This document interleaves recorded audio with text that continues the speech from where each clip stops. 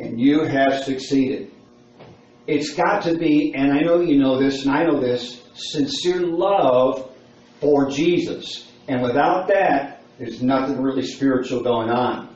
But with that, there will be an obedience to the things of God. So what we have to do is fall in love with Jesus, and that'll take care of 90% of our issues in life. Now, you've been looking at Amos chapter 8. Let's go ahead and read verse 11. It says, Behold, the days come, saith the Lord, that I will send a famine in the land, not a famine of bread, nor thirst for water, but of hearing the word of the Lord. When you think of a famine, it is a lack of something. In this case, it's not a normal famine where there would be a lack of bread or water, but this is a spiritual famine, a lack of hearing the word of the Lord. Now, it doesn't say that there's a lack of preaching. It says that there's a lack of hearing. Now, there's preaching that goes on in this pulpit every Sunday, every Wednesday. You guys hear it in your family devotions because I know you have them. And you can read it on your own and things like that. But you can hear something in your ear, but not hear it in your heart. Now, this famine is an illustration of what's going to take place where God's going to remove preachers so that they won't have the opportunity to hear the Word of God. But yet, an application is there can be a lack of hearing even though there can be preaching. Now, I want us to fall in love with Christ tonight, and we're going to talk about Calvary for just a brief minute here, a little time here. But as we talk about it, we've talked about it since we were children, most of us. But I want us to do it in a different way. I want us to hear it in our heart, not just in our head. It'll do something to you. But you and I have to purpose, no matter how many times we've heard it. I've even brought it up a little bit earlier this week, a few times. But try to get it from here to here. And me as the preacher, try to get it from here to here. And it will do something to us. All right, let's take our Bibles and turn to Mark chapter 15. And we'll read about the crucifixion of Jesus. Mark 15. Mark 15, beginning at verse 15. And so Pilate, willing to content the people, released Barabbas unto them and delivered Jesus, when he had scourged him, to be crucified. And the soldiers led him away to the hall called Praetorium, and they called together the whole band. And they clothed him with purple, and platted a crown of thorns, and put it about his head, and began to salute him, Hail, King of the Jews! And they smote him on the head with a reed, and did spit upon him, and bowing their knees, worshipped him. Now, if we were to talk about what Christ went through, everything that we talk about, we would already all know. But what I want to do is back up a little bit in our thinking before we look at this. And I want to challenge us to hear this in our heart. Now, before we get into this passage, imagine yourself being God, and you're in heaven, and you're surrounded by the beauty of heaven. And everything you want, the angels do for you. You're in charge. And then look down on sinful, God-rejecting, sin-embracing, evil, wicked, self-absorbed, self-centered man. And have enough tug in your heart for their well-being, even though they don't recognize you or respect you, and leave heaven and go to this place, earth, to help those kind of people. Now, how many of you, when you get to heaven, are going to want to come back to earth? Not me. And that was a sacrifice. Just leaving heaven was a sacrifice. Now, hear that in our head. We say, yeah, we know that he came to earth, became a man. But we get it in our heart, it'll do something to us. Now, then he took on the form of a man. When Jesus became a man, was he still God? So he didn't stop being God, but he was still a man. And when he became a man then, 100% God and 100% man, that means for the first time in all of his eternal existence, he felt fatigue. We don't like that feeling. He felt that feeling.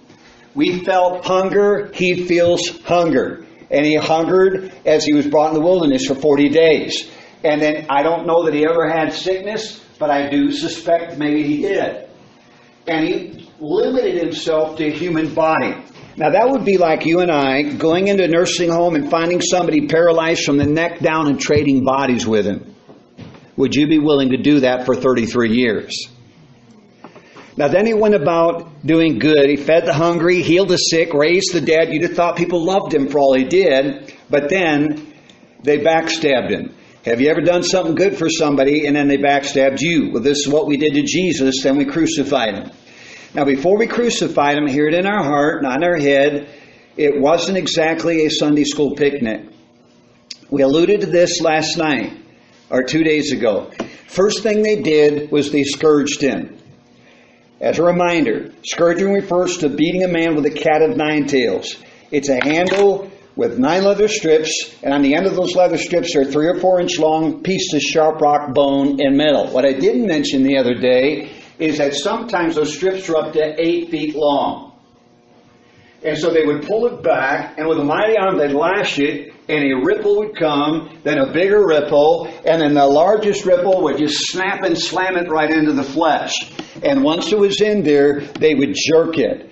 It would not just land in the back. As it was such a large rope, it could also lash around the leg. It could also dig into the skin of the leg. I saw one picture that an artist drew, which I think is probably pretty accurate, with lacerations all through the leg and the kneecap was ripped off the Lord. That could have happened. Now hear that in your head, you know it, hear it in your heart, it begins to sink in and say, okay, this happened. If this were to happen to me, this would be bad. If this were to happen to my friend, this would be horrible. And this happened physically to Jesus Christ. Now then it says that they plaited a crown of thorns. Now you go to Israel today and you know that the thorns are not little, but they're up and long and they're very sharp and hard. They put it in a circle and they put a ring of thorns on his head and hit him on the head with a stick. Now just hitting somebody on the head with a stick is bad enough. But then driving these into a skull would be similar to driving nails under somebody's skin. And not through the bone, but to bounce off and go in behind the skin. And the blood would come. And that's what Jesus did. And so we have to hear this in our heart, not in our head. It does something to us. It says they clothed him with purple and plaited a crown of thorns. Now, before they crucified him, while his back was bleeding, they put the purple robe on his back. And while it was on his back, they spit in his face, they mocked in his head as they blindfolded him. Who hit you, Jesus? And that blood on his back, we don't know how long that robe was on there, maybe had time to coagulate. And if it did, it would have dried right into the robe, the scab, and the robe would have become one. Now, I used to play sports. I kind of mentioned that a little bit. I wasn't awesome, but I played them. And I would play soccer too. And I would fall on a knee and I'd cut my knee open or scrape it up. And then it would heal over, and the next day I'd be out running again out in the field, and then somebody tripped me or I'd fall, and I'd go down on that same knee and I'd reopen that wound that was just healed over the day before. It's twice as painful the second time.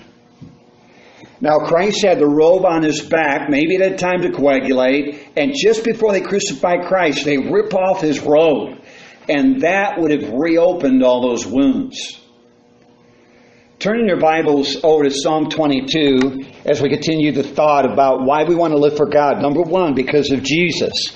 Now, Psalm 22 is a messianic prophecy, meaning it was written before Christ was ever on earth. This was written 1,000 years before Christ was ever born.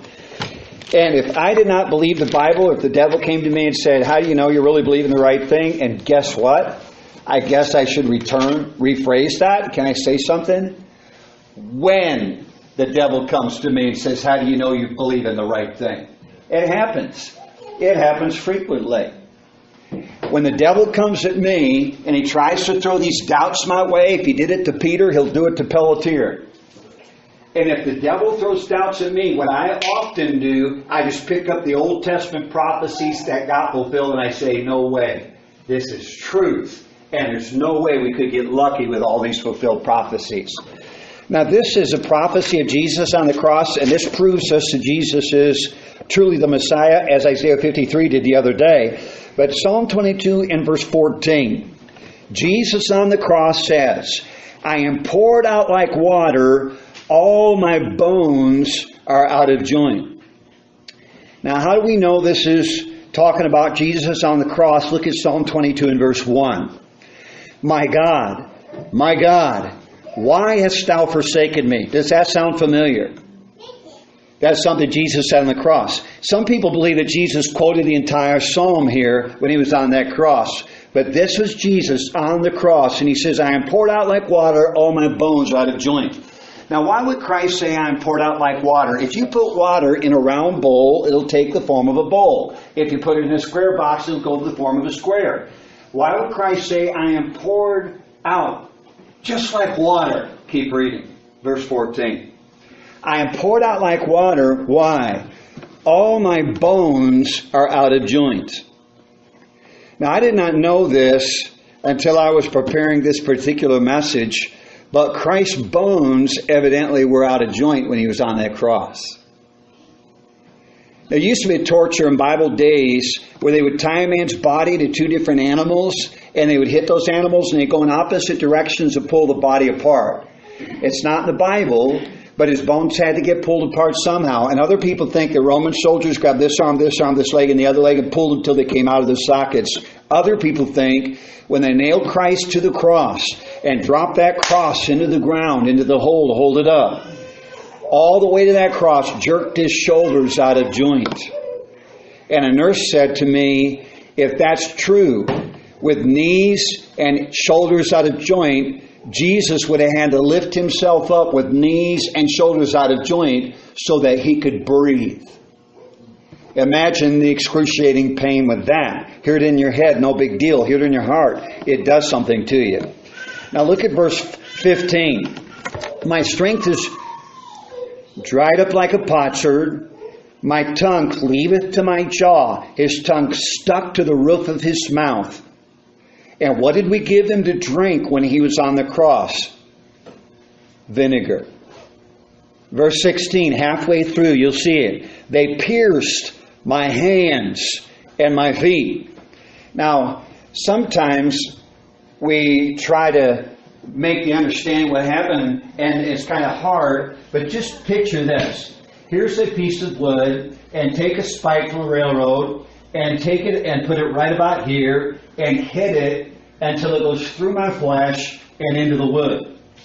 Now, if you saw them do that to me physically right now, you would be totally appalled. You would be totally going in shock.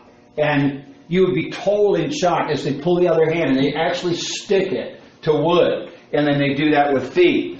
Well, that's something that we say so many times that we lose the feeling that we should be having when we read that. So they pierced his hands and his feet, and they nailed our Savior to a hunk of wood called the cross. And it's stuck in there. And he could not pull his hand off, and he could not pull his feet off. That's what he went through for us. Now then it says in verse 17, I may tell all my bones, they look and stare upon me. Now how else could they stare on you unless they were protruding through your flesh? Now not one of his bones were broken. He shall give his angels charge over thee to keep thee, and in their hands shall they bear thee up, lest at any time thou dash thy foot against